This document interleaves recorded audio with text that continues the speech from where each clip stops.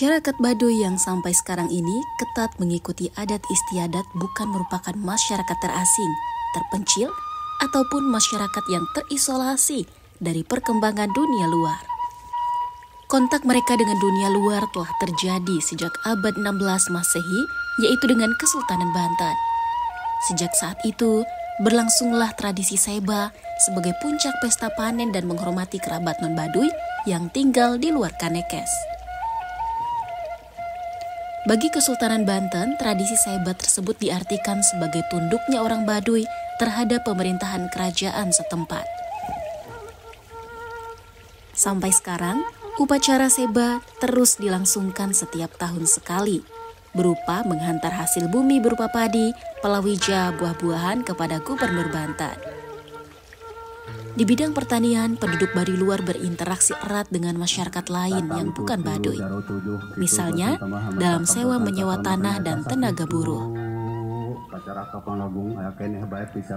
Perdagangan yang pada waktu yang lampau dilakukan secara barter, sekarang ini telah mempergunakan mata uang rupiah biasa. Orang Baduy menjual hasil buah-buahan, madu dan gula kawung atau aren melalui para tengkulak. Mereka juga membeli kebutuhan hidup yang tidak diproduksi sendiri di pasar. Pasar bagi orang Baduy terletak di luar wilayah Kanekes, seperti Pasar Kroya, Cibengkung, dan Ciboleger. Di samping itu, orang Baduy di Kanekes sejak para karuhun memiliki syair-syair atau pantun-pantun. Adapun syair maupun pantun tersebut menggunakan bahasa yang dipergunakan sebagai media utama dalam lisan sehari-hari Baduy, tapi mengandung pituah. Perintah adalah bahasa Sunda dialek Baduy yang telah meninggalkan Kanekes beserta segala pranata masyarakatnya. Dalam hal ini, seperti adat kepercayaan, kebiasaan yang bertumbuh pada akar keklasikan, serta banyaknya kata-kata dan untayan kalimat Sunda kuno. Di kalangan masyarakat Baduy Kanekes, unsur Sunda kuno itu lebih banyak dibanding yang dapat di kalangan masyarakat Sunda luar Kanekes. Hal itu dikarenakan sangat gugon tuhonnya mereka memelihara peninggalan karuhun, termasuk di dalam bahasa. Hal itu ditopang pula oleh sangat jarangnya persentuhan mereka dengan budaya luar, terutama di Tangtutelu, Cibeo, Cikertawana, dan Cikesik. Karenanya, mereka pun sangat tidak mengenal undak usuk basa. Bagi orang Tangtu, undak usuk basa sangat asing. Contoh, untuk orang pertama dengan siapapun mereka berbicara mempergunakan sebutan aing. Untuk orang kedua dipergunakan sebutan sia. Orang Baduy Kanekes sangat demokratis dalam berbahasa. Berikut beberapa contoh sastra lisan yang dikenal di kalangan masyarakat Baduy. Mantra. Bentuk-bentuk mantra sastra lisan yang terdapat di Baduy Kanekes diantaranya mantra, pantun, pikukuh, pitutur, susuwalan, riwayat, cerita rakyat, dan legenda. Adapun bentuk yang tertua dilihat dari segi bahasa, kandungan isi dan falsafah serta nafas, yaitu mantra. Aki Puun Jainte dari Baduy Jero Cikesik menuturkan bahwa mantra jauh lebih tua dari pantun serta sastra bambu. Mantra terdiri dari beberapa tingkat, tua, pertengahan, dan muda. Mantra ini juga ditentukan peruntukannya seperti halnya untuk apa mantra diucapkan, tahun berapa keberadaan dari mantra tersebut, serta bahasa yang dipergunakannya. Namun betapapun mudahnya usia sesuatu mantra, fungsinya dalam kehidupan ritual masyarakat Baduy menempati urutan yang teratas. Hal ini sejajar dengan kedudukan serta wibawa pikukuh. Bisina kagetra kagetruj mangkana kudunya nibla ku omong. Untuk menjaga ada yang tergores, kita harus pamit terlebih dahulu, ujar Jaro Inas tahun 1980, dukun pantun dari Baduy Jero Cikesik tentang mantra. Tingkatan mantra yang dikutip dari mantra yang dipakai dalam pasun dan pantuy Baduy tersebut termasuk mantra tingkat pertengahan. Berikut adalah kutipan dari mantra yang lebih muda, diambil beberapa bait dari mantra pada upacara ngaremokeun atau ngawinkeun Nyai Pohaci dengan bumi. Suatu upacara yang dinamakan pula ngasek. Dalam tradisi adat Sunda wiwitan, masa ngasek adalah masa ngaremokeun padi yang diberi nama sangat indah, agung, dan puitis. Nugelis Nyai Pohaci Sridang Dayang Tresnawati dengan tanah atau bumi yang bergelar sangat perkasa. Sedang dalam mantra mengundang kehadiran Nyai Pohaci Dang Dayang Tresnawati pada acara tari baksa untuk memeriahkan ngeslamkeun anak-anak Baduy Kanekes, antara lain berbunyi, adapun mantra dalam jenis tinggi berusia tua hanya disablakan pada upacara sakral seperti pada jarah ke Sasaka Domas atau Sasaka Mandala 1 tahun sekali. Pengsablaannya atau pembacaan mantra hanya dilakukan oleh Girang Puun dari Tangtu pada Ageng atau Baduy Jero Cikesik. Sedangkan pangsablaan mantra tua pada upacara sakral Ngalaksa dan Ngawalu tersebut hanya dapat dilaksanakan oleh baris kolot atau tertua tertentu dari Baduy Jero atau Tangtu atau Baduy luar atau penamping. Karenanya wajarlah jika sastra lisan Baduy berbentuk mantra tersebut hanya dikuasai oleh beberapa baris kolot saja, sehingga dikhawatirkan keadaan atau kelestariannya akan cenderung menghadapi kepunahan. Paling tidak, ada generasi penerusnya.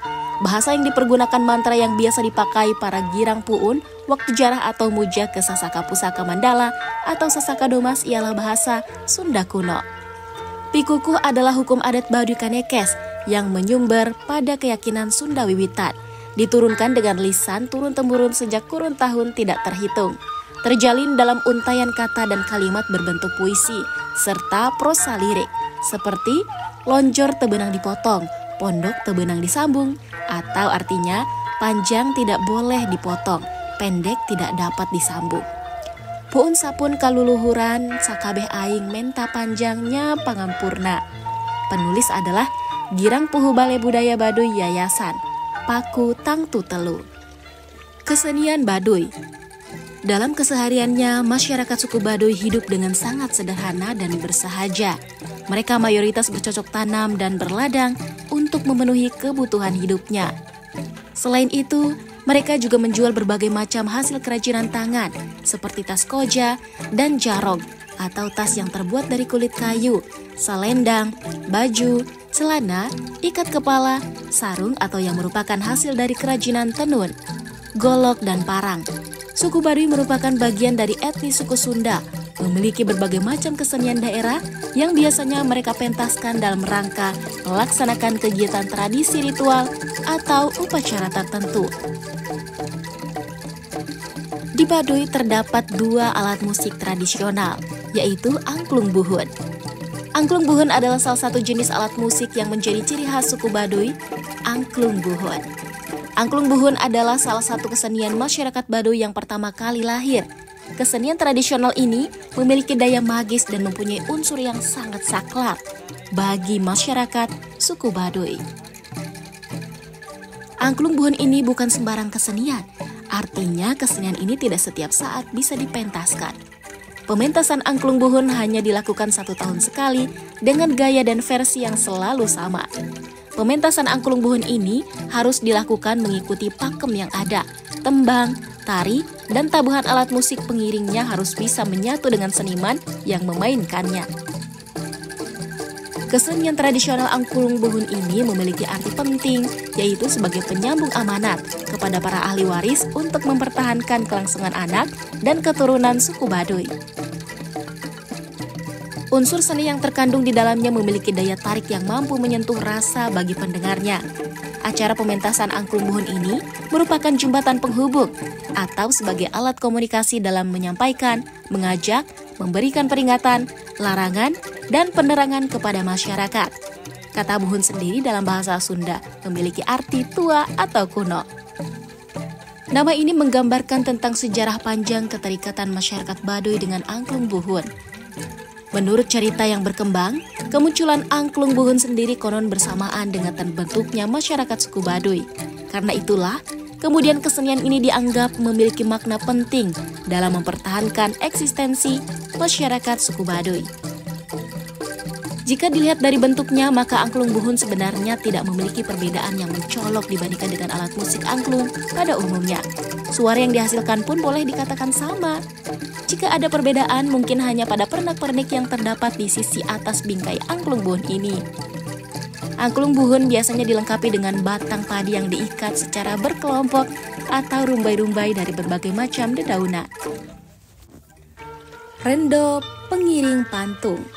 Rendo pengiring pantung merupakan salah satu alat kesenian tradisional masyarakat suku Baduy yang memberikan warna tersendiri sebagai pengingat para warga masyarakat kepada amanat para leluhurnya.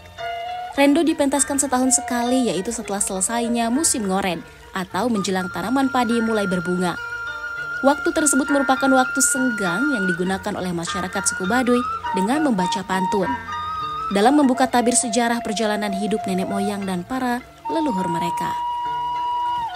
Kegiatan ini biasanya dipimpin oleh tokoh masyarakat yang lebih paham dan bertanggung jawab untuk menyampaikan amanat.